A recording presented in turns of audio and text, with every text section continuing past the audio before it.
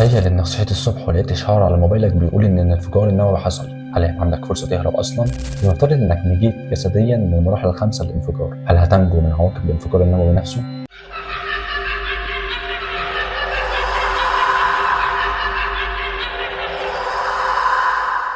خلينا نبدأ الأول إننا نعرف إزاي العلماء قدروا إنهم يعملوا القنبلة النووية، إزاي اخترعوا أخطر شيء قاتل على وجه الأرض. خلينا نرجع بالزمن ل 2000 سنة لورا لما جه فيلسوف يوناني اسمه ديموكريتوس. ديموكريتوس ده قال إن كل شيء في الكون مكون من أجزاء صغيرة جدا اسمها ذرات، لكن وقتها الكلام ده كان مجرد تخمين فلسفي ما كانش مبني على دليل علمي واضح. لكن العلماء فضلوا إنهم ماشيين ورا المعتقد ده لحد القرن ال 19 بالتحديد اواخر القرن ال 18. العلماء كانوا شايفين ان الذره اصغر وحده في الماده وغير قابله للكسر او التغيير، يعني كانوا فاكرينها زي كره صلبه صغيره تقدر تكسرها ولا تجزأها ومفرغه من الداخل، يعني مفيش حاجه جواها. لحد سنه 1898 جه عالم بريطاني اسمه جوزيف جون تومسون قرر انه يشتغل على جهاز اسمه انبوبه الاشعاع المغناطيسيه او الكاثود راي تيوب، ودي كانت عباره عن انبوبه زجاجيه مفرغه من الداخل فيها قطبين كهربائيين، قطب موجب وقطب سالب. ولما مرر خلال الانبوبه دي كهرباء ظهر شعاع غير مرئي ماشي من القطب السالب للقطب الموجب. تومسون وقتها كان محتار بين سؤالين: هل الشعاع ده موجات ضوء ولا جسيمات ماديه؟ تومسون قرر انه يختبر الموضوع ده علميا، والاختبار ده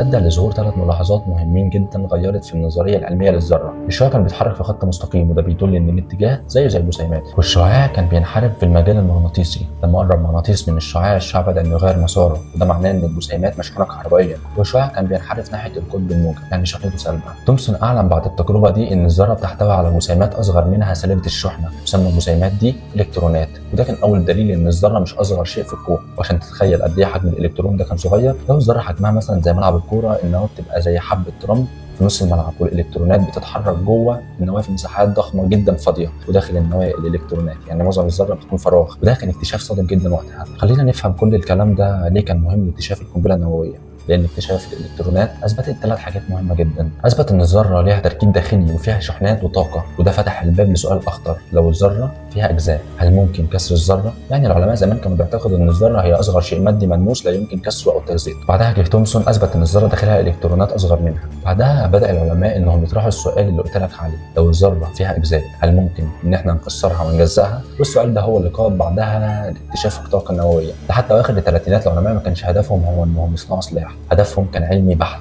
وهو محاولة تصنيع عناصر أتقل من اليورانيوم. يعني لو كانوا قدروا إنهم يكسروا الذرات اللي داخل النواة كانوا هيقدروا إنهم يصنعوا عنصر أتقل من اليورانيوم، فكانوا بيطلقوا نيوترونات على ذرات اليورانيوم، وكانوا بيتوقعوا ان الذره تمتص النيوترونات دي فتبقى اتقل شويه، لان هم عرفوا ان الذره مفرغه من الداخل فتقدر تتحمل نيوترونات اكتر فتتقل. كانت بتجيب سفنجه فترش عليها ميه فوزنها تتقل، وكل ما ترش ميه اكتر الوزن يتقل اكتر، وهكذا.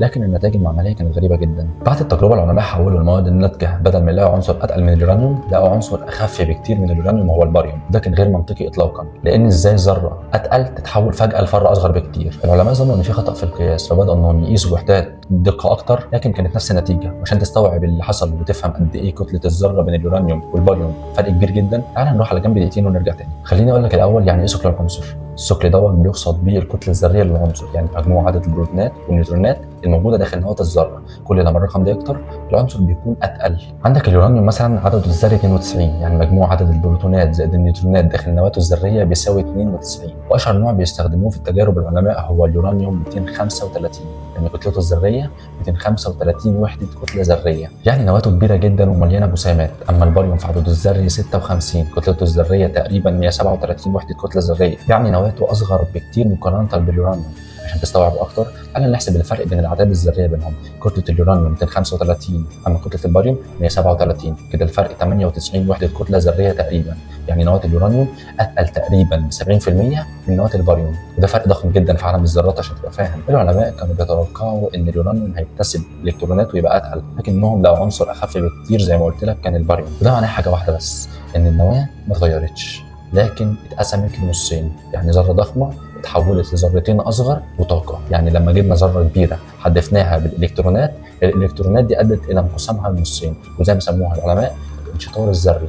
والانشطار ده نتج عنه 4 حاجات: الباريوم، عنصر اخف اخر غالبا كان الكريبتون، والنيوترونات والطاقه.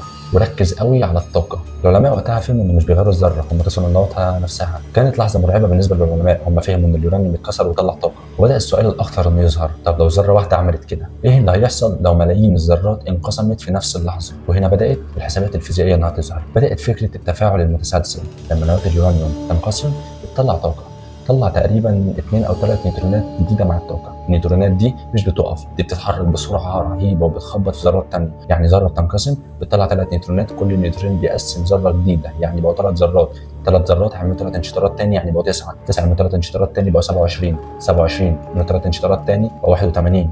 العدد بقى بيزيد بشكل انفجاري مش تدريجي، والعمليه دي كلها كانت بتحصل في اقل من جزء من مليون في الثانيه. هنا ظهر مفهوم جدا مهم وهو مفهوم الكتله الحرجه. العلماء اكتشفوا حاجه غريبه جدا، اكتشفوا ان مش اي كميه يورانيوم تعمل انفجار، لازم كميه معينه، وهنا سموها بالكتله الحرجه. وتعالى ببساطه كده اشرح لك ايه هي الكتله الحرجه. بص يا عم، لو عندك مثلا اليورانيوم الكتله الحرجه بتاعته 52 كيلو جرام، يعني لازم يبقى معايا 52 كيلو جرام من اليورانيوم عشان يحصل تفاعل مستمر، او زي ما العلماء سموه التفاعل المتسلسل. طب لو مثلا ال 52 كيلو جرام دول قلوا، التفاعل هيقف، لان النيوترونات هتبدا انها تهرب بره حيز الماده، فبالتالي التفاعل هيقف. لكن لو كتله الماده دي كبيره كفايه وبدا التفاعل انه يحصل في كتله الماده الكبيره جدا دي، النيوترونات مستحيل انها تقدر تخرج بره، لكن هتدخل جوه الماده تتفاعل، وبالتالي هيحصل الانفجار النووي. تعال اديك مثال اكبر شويه. لو احنا عندنا مش صغيره وحطينا فيها شويه حطب شويه صغيرين قوي، النار هتطفي، لكن لو الحطب كتر النار هتكبر جدا ومش هنقدر نطفيها.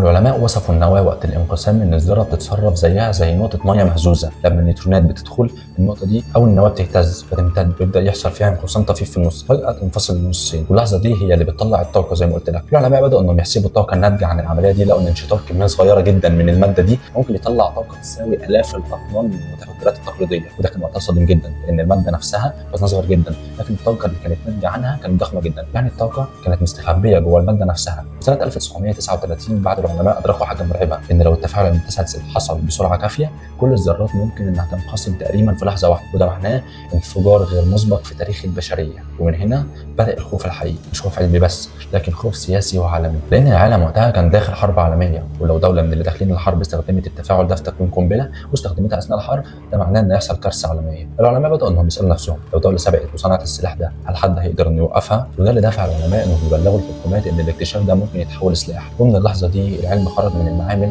ودخل في سباق دولي سري. العلماء في البدايه كانوا بيحاولوا انهم يفهموا الذره، لكن فجاه اكتشفوا انهم قدام قوه ممكن تغير في ميزان العالم كله، لان لاول مره في التاريخ الانسان بقى قادر انه يطلع طاقه مخزنه داخل الماده نفسها. خلينا نفتكر بسرعه احنا وصلنا لفين. احنا عرفنا ان نواه اليورانيوم لما بتتضرب بالنيوترونات بتتكسر، الكسر ده بيطلع طاقه ضخمه جدا وكمان بيطلع نيوترونات جديده. طب السؤال الخطير، ايه اللي يمنع الموضوع انه يقف عند ذره واحده بس؟ الاجابه مفيش حاجه تمنعه، وده بالظبط سر القنبله النوويه. خلينا نرجع شويه لحظه لورا، لحظه الانشطار المتسلسل. تخيل معايا المشهد ده كده، ان نيوترون واحد خبط في ذره اليورانيوم، الذره انقسمت طلعت 3 نيوترونات جديده، كل نيوترون من دول راح خبط في ذره ثانيه، كل واحده طلعت 3 كمان، يعني الاعداد بتزيد بشكل مرعب جدا. خلينا نحسبها بطريقه بسيطه، عدد الانشطارات 1 ودي البدايه، بعد خطوه واحده هتكون عدد الانشطارات 3، بعد خطوتين 9، 10 خطوات 60,000 انشطار، بعد 20 خطوه مليارات الانشطارات. طب بعد اقل من ثانيه طاقه الانفجار هتكون كام؟ يعني العمليه مش زياده عاديه، سموها في الفيزياء الزياده الاسيه. واللي يخوف بجد ان اللي بيحصل ده كله بيحصل في اجزاء من مليون في الثانيه. ليه الانفجار بقى بيحصل فجاه مش تدريجي؟ دي نقطه عبقريه جدا وفي نفس الوقت كانت مرعبه. العلماء لقوا انهم لو جمعوا الماده النوويه دي بسرعه جدا وصلت فجاه للكتله الحرجه، التفاعل هيبدا مره واحده قبل ما الحراره تلحق انها تفرق الماده، يعني جزء صغير جدا من الثانيه الماده كلها بتدخل في التفاعل مره واحده. ده سبب ان الانفجار النووي مش حريق كبير، بل انفجار لحظي بطاقه شمسيه صغيره على الارض، يعني ميني شمس قدام البني ادمين. عايز اقول لك ان درجه الحراره في مركز الانفجار ده ممكن توصل لملايين الدرجات المئويه، اعلى من حراره سطح الشمس نفسها. والطاقه في الوقت ده بتطلع في 3 صور رئيسيه، رقم 1 وميض ضوئي، اما رقم 2 موجه صدميه بسبب ضغط الهواء المدمر، اما رقم 3 وهو اشعاع حراري ونووي. وكل ده بيحصل اسرع من رمش العين. والغريب ان 1% بس من الماده دي بيتحول فعليا لطاقه، يعني لو عندك كيلو من الماده دي هو 1% بس منها اللي بيتحول للطاقه اللي عمل الانفجار اللي بيدمر مدن كبيره جدا. وهنا السؤال المرعب يظهر، لو كل ده بيحصل جوه القنبله نفسها، ايه اللي بيحصل للبشر وللعالم حوالين الانفجار بعد اول ثانيه؟ هل الناس بتشوف الضوء الاول ولا الموجه الصدميه بتوصل قبل ما يحسوا باي حاجه؟ عاوزك تتخيل معايا كده انك واقف في مدينه عادي جدا والناس ماشيه في الشارع والعربيات بتعدي، حاجه طبيعيه جدا، وفجاه في لحظه واحده بس السماء بتتحول لضوء ابيض اقوى من اي ضوء انت شفته في حياتك. وده الوميض اللي بيكون اقوى من ضوء الشمس نفسها بمئات المرات. في اللحظه دي تحديدا قبل ما اي صوت يوصل او حد يفهم ايه اللي حصل، الحراره بتوصل لكل حاجه حوالين الانفجار خلال اجزاء من الثانيه، وده بيكون الوميض اللي بيكون اقوى من ضوء الشمس نفسها بمئات المرات. وفي اللحظه دي تحديدا قبل ما اي صوت يوصل او قبل ما اي حد يفهم ايه اللي حصل، الحراره بتوصل لكل حاجه حوالين الانفجار خلال اجزاء من الثانيه. درجه الحراره في مركز الانفجار ممكن توصل لمئات الدرجات، وده معناه ان المعادن ممكن تسيح والازاز يتبخر واي ماده قابله للانشعال هتولع فورا، والناس القريبه من مركز الانفجار هتسيح حرفيا. لكن الغريب ان الصوت لحد دلوقتي لسه ما وصلش، لان الضوء الحراره بيوصله اسرع بكتير جدا من موجه الضوء. يعني في الثواني الاولى الناس بتشوف الوميض الابيض الرهيب ده بلحظات قصيره جدا بيوصل صوت الانفجار، بس الحقيقه ان اللي بيوصل مش مجرد صوت، اللي بيوصل هو موجه صدميه مرعبه جدا. الهواء حوالين الانفجار ده بيمتد بعنف شديد جدا بسبب الحراره والضغط اللي بيكونوا موجودين، والتمدد ده بيخلق موجه ضغط تتحرك بسرعه هائله. الموجه دي ممكن تتحرك بسرعه قريبه من سرعه الصوت، واحيانا كمان بتكون اسرع منها، ولما توصل للمدينه اللي بيحصل بيكون اشبه باعصار. الشبابيك بتتكسر في لحظه، والبيبان بتتخلع من اماكنها، والعربيات ممكن تتقلب وتطير في الجو. المباني القريبه من مركز الانفجار بتنهار بالكامل، لكن الدمار لسه ما انتهاش، لان بعد موجه الصدمه دي مباشره بيظهر واحده من اشهر المشاهد المرتبطه بالانفجارات النوويه، وهي الكره الناريه. في مركز الانفجار الحراره الهائله دي بتحول الهواء والغبار والمواد المحيطه الى كره ضخمه جدا من النار. الكره دي بتكون شديده السخونه لدرجه ان الهواء نفسه بيتحول لحاله اسمها البلازما. دي نفس الحاله الموجوده في النجوم، يعني لحظه قصيره جدا بيظهر على الارض شيء بيشبه نجم صغير. الكره الناريه دي بتكبر بسرعه رهيبه، وخلال ثواني قليله ممكن يوصل كتلها لمئات الامتار. مع ارتفاعها الاعلى بتسحب معاها كل الغبار والرماد الموجود في المنطقه، وفي الحاله دي بيظهر الشكل اللي كلنا عارفينه، وهي الكره الرماديه او السحابه الفطريه. دي سحابه ضخمه جدا بترتفع في السماء، الارتفاع ممكن يوصل ل 10 كيلومتر. والسبب في شكلها الغريب ده ان الهواء السخن جدا بيطلع لفوق بسرعه هائله، لكن الهواء البارد بيدخل من الجوانب. لكن رغم كل الدمار اللي حصل في الثواني الاولى، الخطر الحقيقي لسه ما بداش لحد دلوقتي، لان الانفجار النووي مش بس بيطلق حراره وضغط، كمان بيطلق شيء غير مرئي، شيء اخطر بكتير جدا، وهو الاشعاع النووي. الاشعاع قادر انه يخترق الاجسام ويأثر على الخلايا من الداخل، وده معناه ان تأثير القنبله النوويه مش بس بيخلص في لحظه الانفجار، لكن ممكن يفضل موجود في المكان لسنوات واحيانا كمان لعقود كامله. بيجي السؤال المرعب هنا، لو انفجار نووي واحد ممكن يعمل كل ده، ايه اللي ممكن يحصل لو بدأت حرب نوويه كامله بين الدول؟ هل ممكن حضارتنا نفسها تختفي، ولا فعلا في سيناريو مرعب العلماء بيسموه بالشتاء النووي؟ القنبله النوويه مش مجرد حراره وانفجار، هي كمان بتطلع كميات ضخمه جدا من الاشعاعات. الاشعاعات دي انواع كتير جدا، زي اشعه جاما، النيوترونات، واشعاعات مؤذيه بتدخل جوه جسم الانسان، وحاجه اسمها اشعاع معين. والاشعاع المعين ده حاجه طاقه قويه جدا بتطلع من الاجزاء المشعه، والطاقه دي ممكن تغير الاجزاء الموجوده في اي ماده، يعني ممكن تكسر الروابط الموجوده بين الذرات. والاشعاع ده بيدخل جوه جسم الانسان عن طريق الهواء او انه يخترق الجلد، وبيقدر انه يوصل للانسجه والاعضاء الداخليه في جسم الانسان، زي ما اشعه الاشعه السينيه بتعدي خلال الجسم في المستشفيات. طب ليه الاشعاع ده خطر على الانسان؟ في جسم الانسان كله تقريبا متكون من خلايا، جوه كل خليه في حاجه مهمه جدا اسمها الدي ان ايه، وده زي الكود او التعليمات اللي بتقول للخليه انها هتشتغل ازاي. الاشعاع المعين ده بقى ممكن انه يكسر اجزاء من الدي ان ايه او يغير في تركيب الخلايا بتاعت الدي ان ايه نفسه. ده ممكن يسبب في موت الخليه او مشاكل صحيه بعد فتره. المشكله مش بس بتقف هنا، المشكله ان الاشعاع ده مش بيتشاف ومش بيتحس، مفيش لون، مفيش صوت، مفيش ريحه، لكن تاثيره ممكن يبدا بعد ساعات او ايام من الانفجار. الخلايا جوه جسم الانسان بتبدا انها تتاثر، الحمض النووي الدي ان ايه ممكن انه يتدمر، والخلايا اللي بتتكسر بسرعه زي خلايا الدم ونخاع العظام بتكون اول حاجه بتتضرر.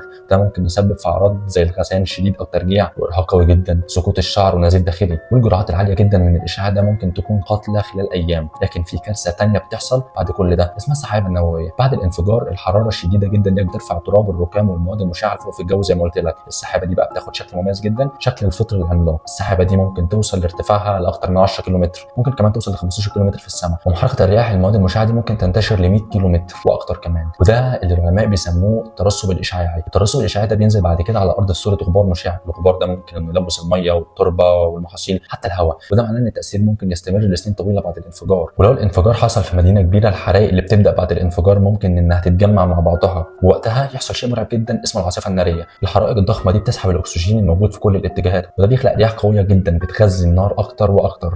وفي بعض الحالات درجه الحراره في الشوارع ممكن توصل فوق 50 درجه مئويه، والمدينه كلها تتحول لحريق ضخم. لكن السؤال المخيف بجد هو ماذا لو حصل ده دلوقتي؟ فعلا في عشرات الدول بتمتلك اسلحه نوويه، وبعض القنابل الحديثه اللي قوتها اكبر بكتير من القنابل القديمه. قنبله واحده بس قادره انها تدمر مدينه كامله، لكن حرب نوويه واسعه ممكن انها تغير في شكل الكوكب كله. العلماء بيتكلموا عن حاجه اسمها الشتاء النووي، وده بيجي لو انفجرت قنابل نوويه كتير، وانا شرحته لك خلال الحلقه. الدخان والرماد هيغطوا الجو، وده هيقلل ضوء الشمس اللي بتوصل للارض، ودرجه حراره الكوكب هتنخفض بشكل كبير. ده ياثر على الزراعه والغذاء والمناخ العالمي. يعني ببساطه القصه مش بس انفجار في المدينه، القصه ممكن تكون تغيير في مسار العالم كله. ربنا يبعد الخطر عن الاراضي المصريه ويعدي الفتره اللي جايه على خير. استشهد اخواتنا في فلسطين واخواتنا في السودان. سلام.